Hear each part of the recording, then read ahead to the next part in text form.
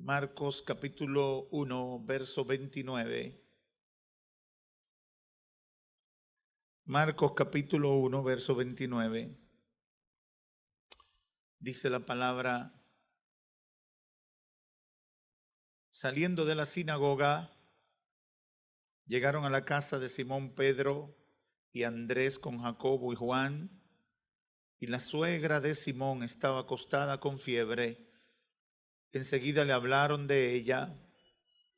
Entonces él, refiriéndose a Jesús, se acercó y tomó de la mano a la suegra de Pedro y la levantó. E inmediatamente la dejó la fiebre y ella le servía. Amén. Pueden sentarse. Con la ayuda del Espíritu Santo quiero reflexionar con ustedes sobre lo que he llamado el ministerio sanador de Jesucristo, pero específicamente he titulado esta reflexión hasta que llegó Jesús. Dígale al que está a su lado, eso es hasta que llega Jesús. Hasta.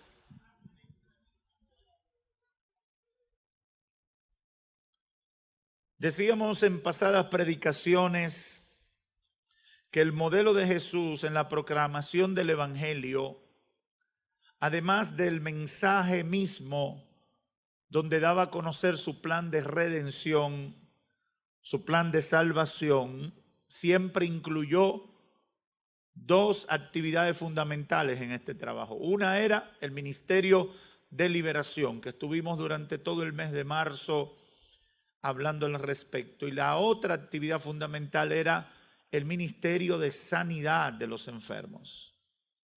Y llamamos la atención porque siempre usted ve en los evangelios que los evangelistas decían, y Jesús sanó muchos enfermos, o libertó muchos que estaban endemoniados, o echó muchos demonios y sanó a los enfermos, y sanó a muchos enfermos. Y todos los que fueron enfermos fueron sanados, dice en otra ocasión.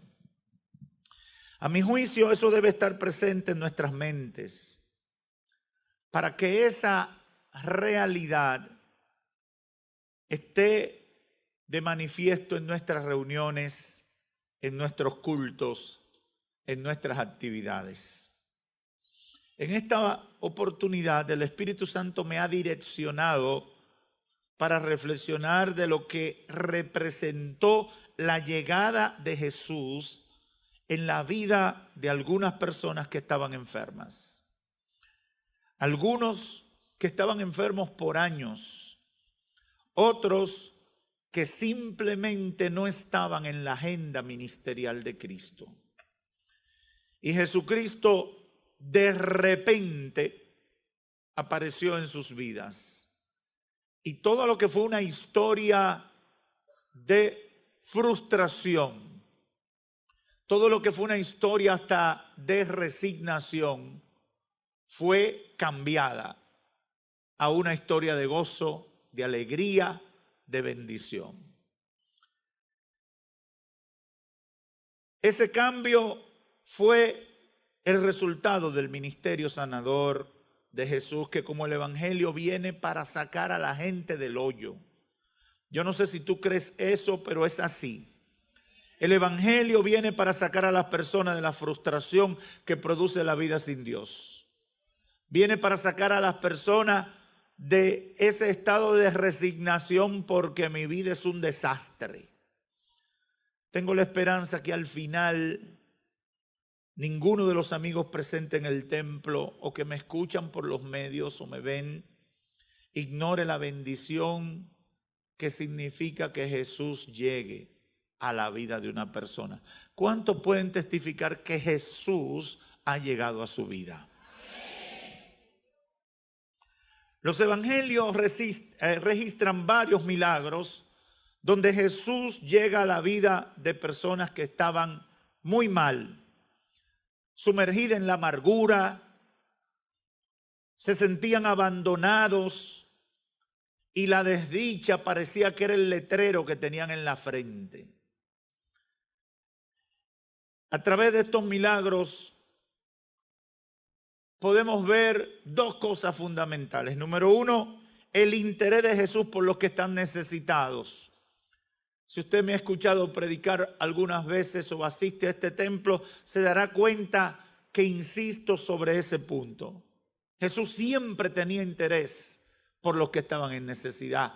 Había compasión permanentemente en el corazón de Jesús por los que estaban en necesidad.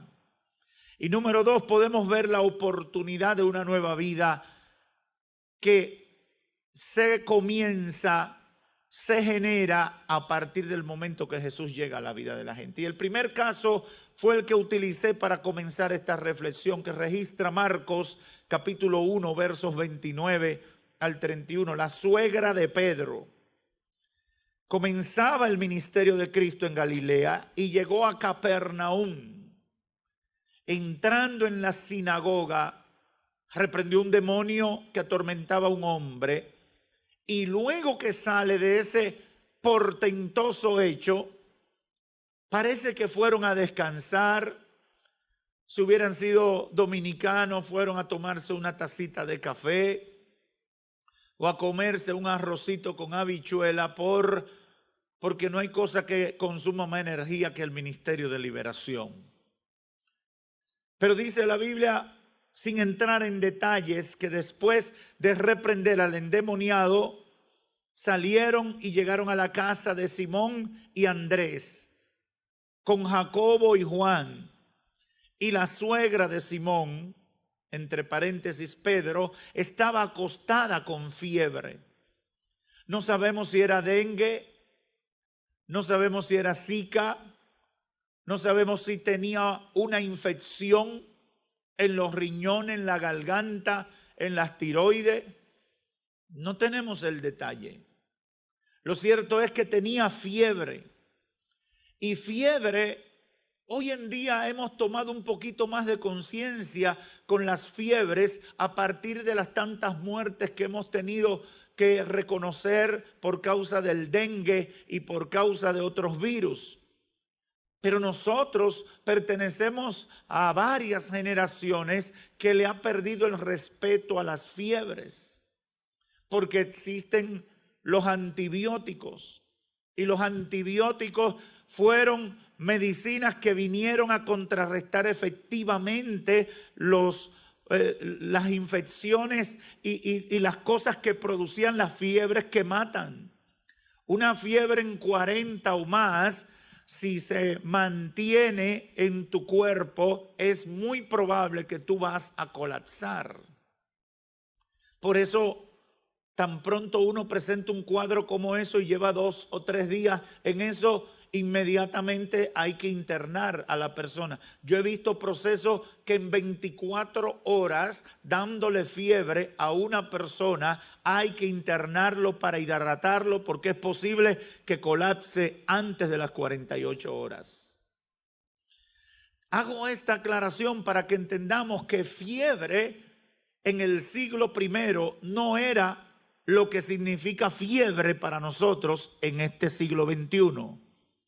No había una pastilla que comprar, no había una inyección que ponerse. Mucha gente moría de fiebre, mucha gente moría de procesos infecciosos que no había cómo controlarlos.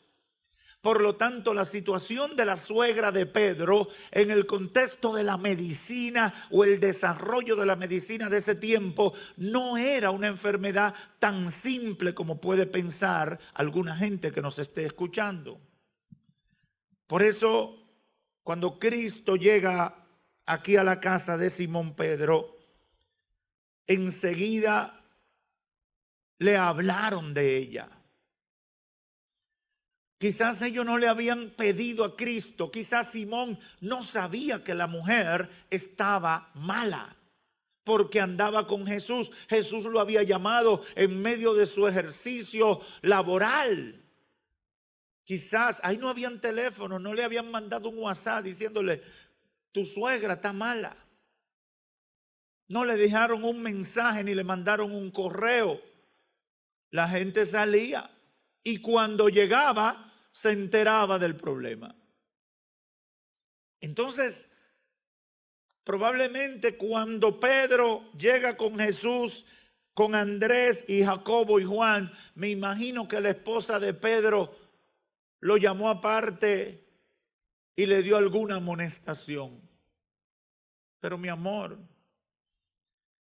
tú eres poco considerado, porque mira, mi mamá está en las últimas. Y tú te apareces con visita. No siempre a las mujeres les gusta que le lleven visita de repente, ¿verdad, hermanas? Y tú te apareces con visitas aquí. Me imagino que Pedro quedó en shock cuando la mujer le cuenta todo el cuadro de su madre. Y Pedro reacciona, y por eso dice la Biblia, entonces enseguida le hablaron de la suegra. ¿Y qué hizo el Señor? Se acercó a la suegra de Simón, tomó de la mano a la suegra de Simón y la levantó. Me llama mucho la atención esta forma de Cristo actuar. Cristo tenía una autoridad tan fuerte que Cristo en muchas ocasiones no hacía oraciones para ministrar sanidad. Y yo no sé si usted había pensado en ese detalle, pero el proceder de Cristo es un proceder poco convencional a la luz de nuestro pensamiento, a la luz de nuestras tradiciones. Mucha gente hubiera dicho, ese no tiene poder, porque hay gente que usted tiene que sacudirla bien, que usted tiene que trujarle la mano. Y si es como algunos evangelistas por ahí, casi empujarla para que se caiga, para que entonces ocurra el milagro. El ministerio de Cristo era muy discreto. Mire cómo dice Marcos, tomó de la mano de la suegra y la levantó. E inmediatamente la dejó la fiebre. Y no fue de que yo como que me estoy sintiendo mejorcito, no. Se sintió tan bien que inmediatamente se incorporó y le servía. Aleluya. En este caso a Jesús no lo llevaron como el gran sanador o el milagrero. Todavía Cristo no se había hecho famoso por sanar enfermos. Simplemente había reclutado a Simón, Andrés y a los hijos de Zebedeo. Y después de estar en la sinagoga, llegó a esta casa. Aleluya. Yo mientras meditaba en esto pensaba que la agenda ministerial de Cristo no estaba sanar esa mujer ahí. En la agenda ministerial de Cristo no estaba visitar esa casa. En la agenda quizás de los organizadores del ministerio de Jesús no estaba contemplado dar un servicio exclusivo a la familia de Pedro. Quizás nadie esperaba que Cristo tuviera tiempo para eso. Pero lo cierto es que la enfermedad de la suegra de Pedro fue un problema hasta que llegó Jesús. Aleluya. Hasta que llegó Jesús. Quiero pasar al segundo ejemplo que tienen otras implicaciones. San Juan capítulo 5, verso 1 al 10. Dice la escritura: algún tiempo después se celebraba una fiesta de los judíos y subió Jesús a Jerusalén. Había allí junto a la puerta de las ovejas un estanque rodeado de 5 pórticos cuyo nombre en arameo era Betzatá. En esos pórticos se hallaban tendidos muchos enfermos, ciegos, cojos y paralíticos. Entre ellos se encontraba un hombre inválido que llevaba enfermo 38 años. Cuando Jesús lo vio allí tirado en el suelo y se enteró que ya tenía mucho tiempo de estar así, le preguntó: ¿quieres quedar sano?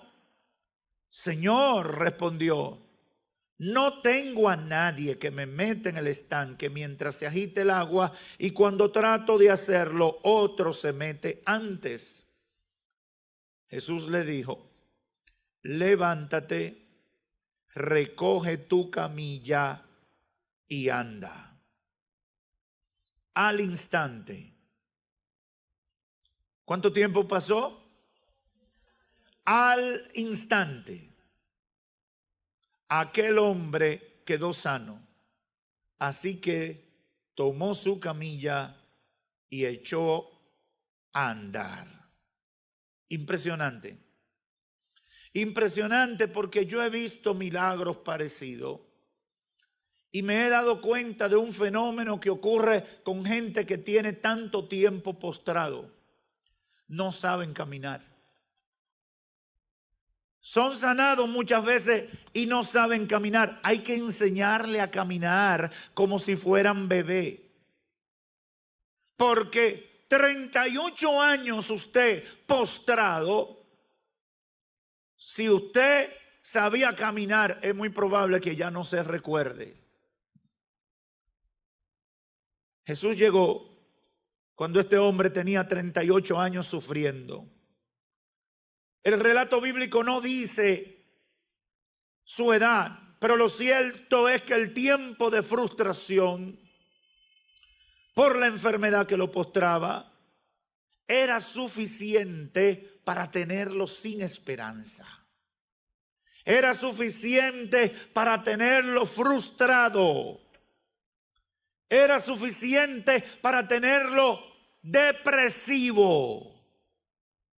Era suficiente para tenerlo resignado. Era suficiente para haber perdido la esperanza, como lo revela la conversación que tuvo después o antes con Cristo.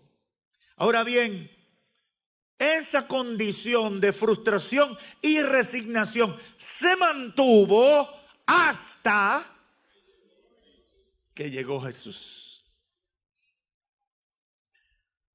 Muchas cosas pasaron en el estanque. Muchos fenómenos pudieron ocurrir. Muchas ideas, cuentos, historietas y mentirotas pudieron haberse contado en el estanque. Muchas cosas que fueron verdad y muchas que fueron mentiras se pudieron decir en el estanque. Y me imagino que los enfermos se la pasaban contándosela de unos a otros, porque algo había que hacer ahí. Imagínense mirándose la cara el día entero, esperando a ver si había algún movimiento. Imagínense, usted sabe que la gente a veces está esperando un turno en el banco, que lo atienden rápido. Y ahí la gente hasta se cuenta la vida y resuelve los problemas de la nación y dice lo que el gobierno tiene que hacer para que todo el mundo esté bien. Eso es sorprendente. Imagínense, años van y años vienen y este hombre junto a un grupo de enfermos mirándose la cara ahí, hablando y pensando: ¿cuándo me tocará a mí? ¿Cuándo llegará mi día? ¿Cuándo será que Dios tendrá misericordia de mí? ¿Cuándo habrá esperanza para mi vida? Yo sé que uno lee estos pasajes bíblicos y mientras más años uno tiene en la fe, más corriente le parecen. Pero yo creo que una de las cosas que nos hace falta al leer la palabra es meditar en la palabra. Tratar de entrar en el escenario y el contexto que se cuenta la historia bíblica. Porque eso va a cambiar nuestra manera de pensar. Eso va a cambiar nuestra manera de juzgar los hechos. Eso va a cambiar nuestra manera de evaluar los personajes y su conducta en las situaciones que estuvieron. Este hombre tenía, cuando uno lee el conversatorio que tuvo con Cristo y la desesperanza que transmitía en sus palabras, la resignación, esa frustración que había en su cabeza, uno dice, ese hombre no tenía quien le ayudara ni en quien confiar. Quizás se había puesto de acuerdo con mucha gente para que lo ayudara. Pero la gente es muy buena y solidaria por un tiempo, pero la gente se cansa. Hay gente que te dicen, yo te voy a venir a atender todos los días, pero eso es mientras una semana. Cuando va un mes dice, bueno, yo necesito que alguien más haga algo, porque yo no me puedo tirar este muerto yo solo. Hermano, eso pasa hasta con familiares. Hay familiares que, hay madres, he escuchado casos de madres y padres que han sido madres y padres abnegados con sus hijos. Y caen postrados en cama y los primeros días está todo el mundo ahí porque cree que se va a morir. Pero cuando se queda postrado y pasa una semana y pasa la otra, todo el mundo va encontrando qué hacer. Y mira que yo tengo compromiso, y mira que yo tengo que hacer lo otro, y mira que mi familia, mira que ya yo no me puedo quedar aquí, mira que tengo trabajo. Yo me imagino que este hombre estaba tan frustrado porque había escuchado muchas historias como esa. Yo soy tu amigo, yo te voy a ayudar, yo no te voy a dejar así. Mira, tú y yo nos conocemos desde chiquito. Tú y yo somos del barrio, tú eres como mi hermano. Tú eres de los míos. Esos son los primeros días. En 38 años se ve mucha gente cambiar de opinión. En 38 años se ve mucha gente entrar y salir y dejarte como estaba. Hermanos, ese hombre estaba frustrado y resignado. Pero esa frustración y esa resignación se mantuvo hasta que llegó Jesús al estanque. Aleluya. Aleluya. Como la mayoría de las soluciones humanas, al pasar el tiempo, desaparecieron. Hasta que llegó Jesús a la vida de este hombre. Y por último está el caso que registra el doctor Lucas en el capítulo 13, a partir del verso 10. Dice, un sábado Jesús estaba enseñando en una de las sinagogas y estaba allí una mujer que por causa de un demonio llevaba 18 años enferma. Andaba encorvada y de ningún modo podía enderezarse. Cuando Jesús la vio, la llamó y le dijo, mujer, quedas libre de tu enfermedad. Al mismo tiempo puso las manos sobre ella y al instante la mujer se enderezó y empezó a alabar a Dios.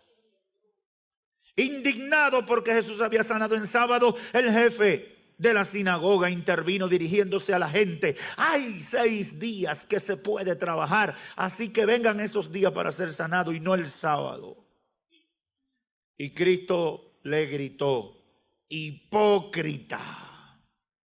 ¿Acaso no desata cada uno de ustedes su buey o su burro en sábado y lo saca del establo para llevarlo a tomar agua? Sin embargo, a esta mujer que es hija de Abraham y a quien Satanás tenía atada durante 18 largos años, ¿no se le debía quitar esta cadena en sábado?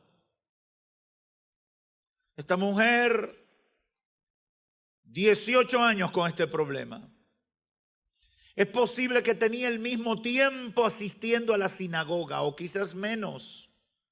Pero la realidad es que por la referencia de Cristo, esta mujer no era una impía. Esta mujer no era una incrédula. Tampoco era una extranjera. Porque mire cómo Cristo la identifica. Hija de Abraham. Esa identificación era de una persona que por lo menos era de sangre judía. Y si estaba en la sinagoga y era parte a la sinagoga, la gente que iba frecuentemente. No es como la gente que viene hoy porque hoy vamos a orar por los enfermos. O viene en el tiempo cuando hay un problema en su casa. No. Esta mujer probablemente iba siempre. Lo triste era que padecía esta terrible enfermedad y el tiempo pasaba sin verse una solución en el horizonte. Hasta que llegó Jesús a esa sinagoga. Las frustraciones es posible que la habían arropado. Es posible que ya ni pasaba cuando se iba a orar por los enfermos.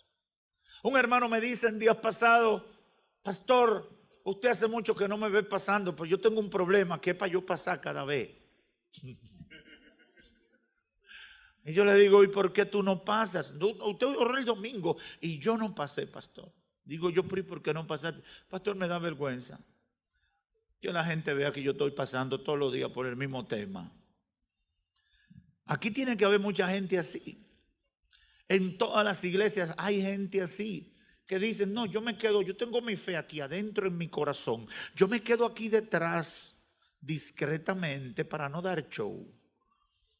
Porque hay un grupito ahí que siempre le gusta estar dando show y por todo hay que orarle. Pero no, yo tengo mi fe en lo profundo de mi corazón. Y yo sé que el mismo Dios que me va a tocar allá adelante, me va a tocar aquí atrás. Yo sé que se ríen porque mucha gente... Esta mujer probablemente era de esa gente. 18 años con el problema, pero esa mujer no está expuesta. Dice el relato bíblico que Cristo la vio. Aleluya. La vista de Cristo cruzó las barreras. Quizás estaba en la parte trasera de la sinagoga, pero allá llegó la mirada escrutadora del Cristo libertador. Aleluya. Y vio su necesidad. Es posible que ella estaba frustrada. Es posible que estaba resignada, sin esperanza de que su vida cambiara. Eso era perfectamente entendible hasta que llegó Jesús. La llegada de Jesús a esa sinagoga representó un cambio de 180 grados para la vida de esa mujer. Porque la llegada de Jesús representa cambio. Representa cambio. Quiero pasar a dos aplicaciones que quiero dejar con ustedes en esta hora. Hermano y amigo que me escuchas, si estás en este auditorio aquí en La Romana o estás en cualquier parte del país, la República Dominicana y el mundo. La llegada de Jesús a un lugar o la vida o a la vida de una persona enferma o atormentada por una enfermedad o por un espíritu de enfermedad, de acuerdo a la Biblia, significaba un cambio radical en la condición de esa persona.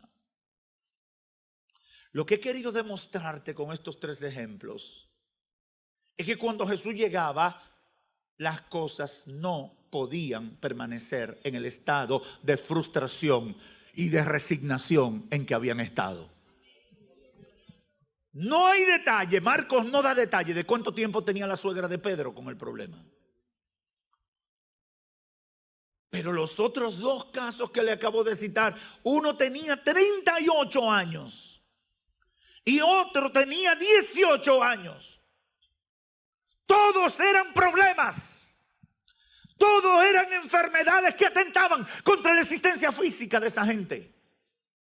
Todo eran amenazas serias a su estabilidad física, emocional y espiritual.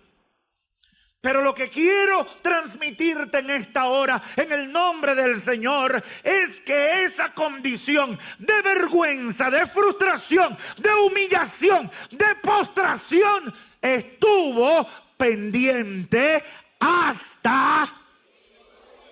¡Aleluya! ¡Aleluya!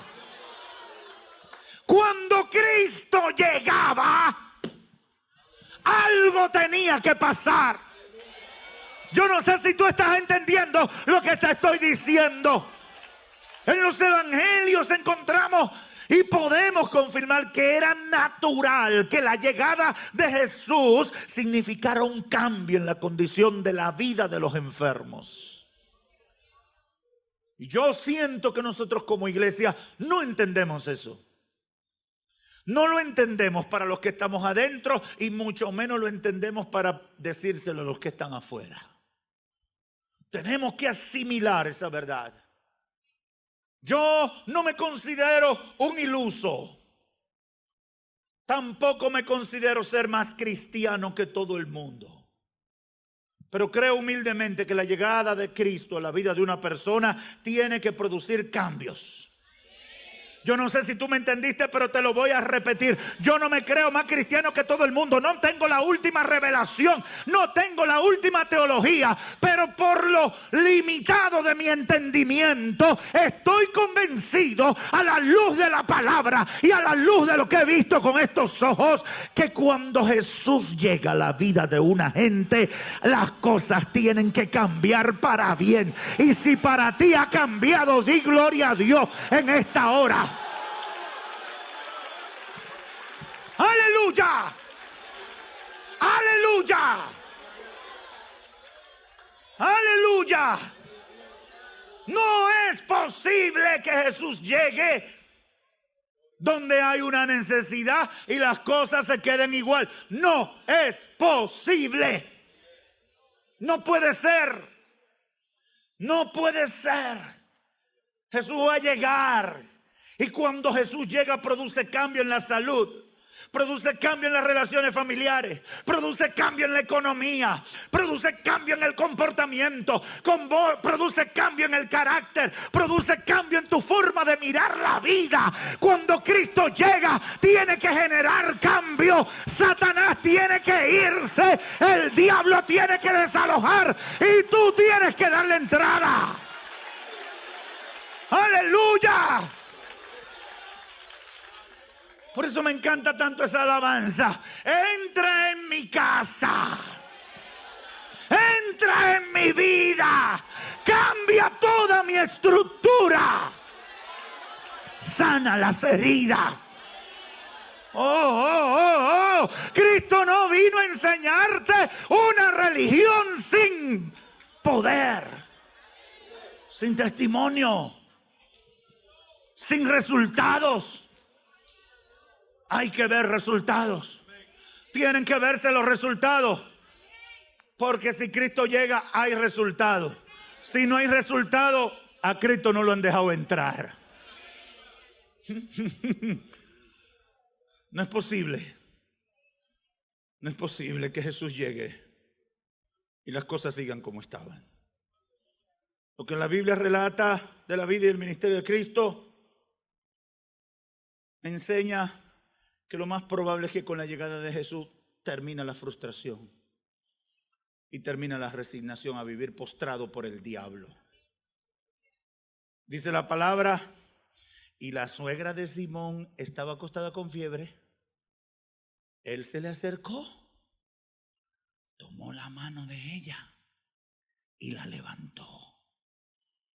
Dice, el paralítico con 38 años postrado, Jesús le dijo, levántate, recoge tu camilla y anda. Y al instante quedó sano. Así que tomó su camilla y echó a andar. Y a la mujer encorvada dice, cuando Jesús la vio, la llamó y le dijo, mujer. Aleluya. ¿Qué forma más directa? Mujer, no me sé tu nombre, pero tú eres una mujer. Mujer, quedas libre de tu enfermedad. Puso su mano, mi hijo, yo me imagino, la Biblia no lo da el detalle, pero yo me imagino que le puso la mano sobre la tutuma. Suéltala, diablo. Aleluya. Y no hay tumor que se resista al toque del maestro. No lo hay. No hay cáncer, no hay tumor, no hay hernia. No lo hay. No lo hay. Aleluya. Aleluya. Aleluya. Hermana o hermano, si Jesús ha llegado a tu vida, cosas milagrosas deben comenzar a suceder. Yo he venido a darle una palabra de alerta a los resignados. No puedes resignarte y ver los años pasar sin ver el milagro de Dios en tu vida. No puedes resignarte. Ellos pasé, oraron por mí, nada pasó.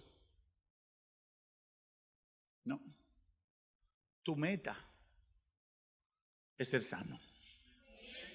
Tú dejarás de buscar la sanidad el día que la recibas. Yo no sé si me lo entendiste, te lo voy a repetir. Dejarás de buscar la sanidad el día que la recibas. Si no la has recibido, tienes que seguirla buscando. Si no la has recibido, tienes que seguir pidiendo. Ay, yo estoy cansado, ya yo le he pedido mucho al Señor. Pídela, pídela. El Señor dice, pidan, pidan con fe, no dudando nada. Pidan, pidan, clamen a mí y yo le voy a responder. Pidan, pidan, pidan, pidan. Mi trabajo es pedir. Que ya en el cielo tienen que estar cansados de mí. Deja que te lo digan. Que ya el pastor debe estar cansado de orar por mí. Deja que yo te lo diga. Que ya los diáconos, deja que te lo digan. La palabra me manda a buscar mi sanidad y mi liberación. Que no debo dejar que nada me estorbe. Yo creo. Yo creo. Y si no crees suficiente, di como el papá del muchacho aquel: ayuda, Señor, mi incredulidad. Quiero creer todo lo necesario porque mi meta es ver la liberación que tú me das o traes a mi familia. ¡Aleluya! Es posible que tu familia no quiera que Jesús se entere de tu enfermedad, como le pudo ocurrir a la suegra de Pedro. Imagínense que la familia de la suegra hubiera tapado eso, como hay gente. No digan que yo estoy enfermo. Ay, Dios mío, que va a hacer la gente a pensar. Y la familia y el apellido. Mire, varón, si usted está enfermo, no vale apellido.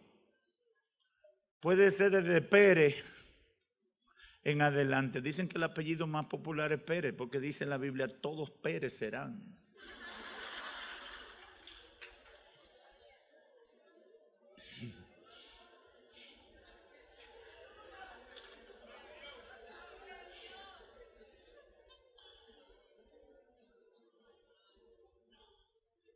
El apellido. Es que en mi familia nunca se ha visto eso, y cuidado, y la gente, tú sabes, a mí no me gusta decir, yo no paso para que me oren, porque entonces la gente va a darle a la lengua a los chismosos. Y más esa iglesia se ve por televisión, internet. Hasta la familia que está afuera se va a enterar de que aquí hay un lío y hay un problema. Es posible que tu familia no quiera que Jesús se entere de tu enfermedad. Eso le pudo ocurrir a la suegra de Pedro. Pero ¿qué dice la Biblia? Que la familia de la suegra de Pedro le dijo a Pedro: habla con el hombre, que nos dé la mano aquí, que el diablo está metido aquí. Es posible que no quieras levantarte de la camilla porque vives de ser un mendigo, como le pudo ocurrir al hombre del estanque. O simplemente piensas quedarte en un rincón. Años van y años vienen, quebrantado como la mujer encorvada, porque no quieres que vean tu vergüenza.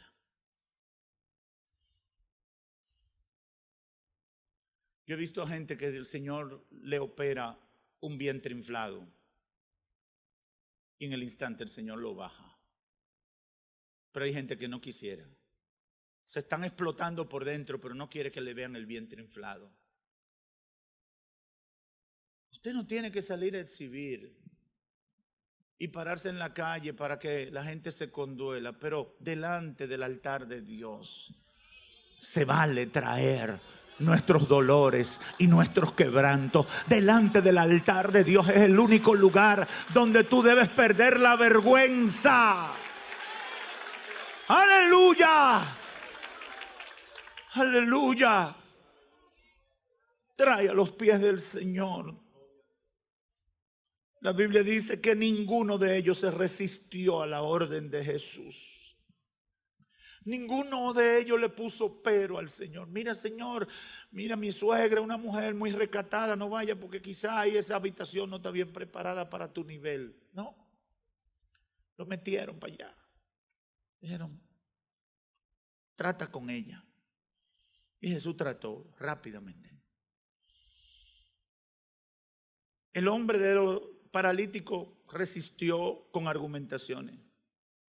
Pero después cedió y dejó que Jesús, cuando Jesús le dijo, ¿quieres ser sano? Dijo, sí, Señor, ya.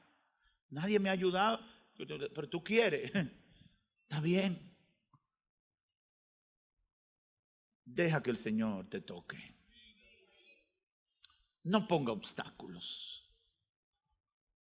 Desmonta todas esas argumentaciones. Tengo noticias de parte de Dios para los que me escuchan. Si Jesús ha llegado es para traer sanidad, liberación y restauración a tu vida. Si Jesús ha llegado es porque trae sanidad, liberación y restauración a tu vida. Hoy es el día de tu bendición, aprovecha y obedece, exponte a la gloria de Dios, exponte al poder de Dios. Deja que te toque el Señor, deja que Dios haga contigo lo que Él quiera hacer. El Señor a veces trabaja con uno de manera diferentes. Hay gente que el Señor la anestesia y se pasan un tiempo en el suelo tocados por el Señor. Y ahí comienza un proceso y ellos sienten hasta, me recuerdo una de nuestras hermanas, apellido Rijo, ella, eso pasó en el FIG en los primeros meses de la iglesia. Creo que fue un retiro que tuvimos, porque era de día pero no era domingo. Y el Espíritu Santo me movió a orar por sanidad y a veces hay esas instrucciones que uno lucha con su razón, con su lógica, y el Espíritu Santo me dice, voy a operar personas y van a sentir la anestesia y el olor a sala quirúrgica. Y efectivamente esa hermana, el Señor la trató y ella se levantó sedada del piso. Y tuvo que ser metida en un vehículo del transporte público que se iba. Y fue literalmente sedada, no se sentía las partes. Cuando fue al médico, el médico le dijo, yo no sé qué tiene lo que tú tenías ahí, pero eso no está ahí, así que a ti no hay que operarte, no hay nada que hacer contigo. Ella le dijo, el Señor me operó y yo sentí la anestesia. El Señor me operó y sentí la anestesia. Porque Dios tiene maneras. Dios no necesita anestesia para sanarte. Pero puede ayudarte a vivir la experiencia para que no se te olvide quién es tu sanador y quién es el que te tiene de pie. Óyeme, tú estás de pie por la misericordia de Dios. Dios tiene manera. A veces simplemente ¡pa! Usted vio cómo pasaba a la mujer, a la suegra de Pedro Jesús, le toma de la mano, le levanta y ya ahí recibió sanidad. Se acostaba, le hablaron, se le acercó, le tomó de la mano y la levantó. Y en el proceso ¡puf!, se fue la fiebre. En el otro caso, le dio la orden al hombre, le dijo, levántate, recoge tu camilla y anda. No le tocó, le dio la orden. Al que el hombre quedó sano, tomó su camilla y comenzó a caminar. Y la mujer encorvada, a esa le puso la mano. A esa le dio la orden para que recibiera sanidad. Y después que le da la orden, le pone la mano. Ve que Dios no tiene un librito cuadrado. Hay gente que reciben un corrientazo que brincan y chocan con el techo. Hay otros que salen corriendo, hay otros que se desmayan y se revuelcan en el suelo. Hay otros que caen como muertos, hay otros que caen de rodillas. Yo no sé cómo es que Dios te va a tocar. Lo que yo te quiero decir, que Jesús llegó. Y cuando Jesús llegó, el dominio, el imperio de la enfermedad es derribado por su poder. Y eso es lo que tenemos que creer. No limites al Señor a un modelo de funcionamiento. No limites al Señor a un momentito de una manera. No limites a Dios. Yo te he convocado creyendo en fe, en que creas, en que el Señor ha llegado a este lugar. Está aquí su Santo Espíritu. Y lo que ocurrió en Capernaum, lo que ocurrió en Betania con Lázaro, lo que ocurrió con la mujer encorvada, puede ocurrir aquí. Porque la enfermedad tiene jurisdicción, tiene poder y autonomía hasta que llegó Jesús.